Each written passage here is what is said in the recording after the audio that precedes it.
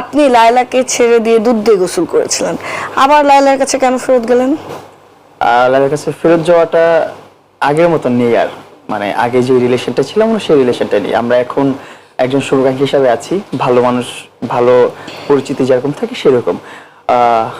ও হচ্ছে এখন যে মিউচুয়াল আন্ডারস্ট্যান্ডিং আসছে আমরা, সেটা হচ্ছে কেসটা যেটা আইনের হাতে ছিল সেটা নিয়ে অনেক হ্যাসেল পোহাতে হচ্ছিল, এভরি মান্থ হচ্ছে যে কোর্ট কাছারি দৌড়াদৌড়ি করতে হচ্ছিল।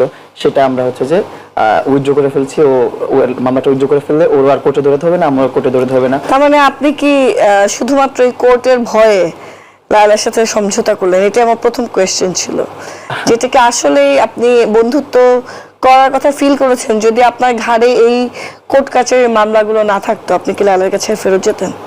লায়লার কাছে এখনো তো ফেরত যাইনি আমরা তো আর একসাথে থাকছি না। ওর মতো থাকবে, আমি আমার মতো থাকবো। বিষয় হচ্ছে যে এখানে জাস্ট মামলাটা যেটা, এই মামলাটা উইথড্র করে নিবে, আমি আমার মতো থাকবো, ওর মতো থাকবে।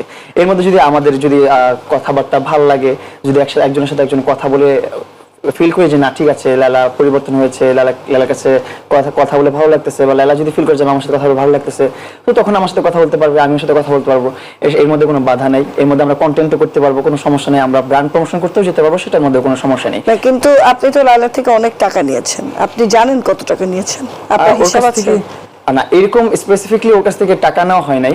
যেটা হয়েছে আমি বললাম না যে গিফট করতো ও আমাকে, আমি গিফটটা গ্রহণ করতাম, এরকম ভাবেই ও আমার পিছনে ইনভেস্ট করতো বা আমাকে দিত, সেটাই।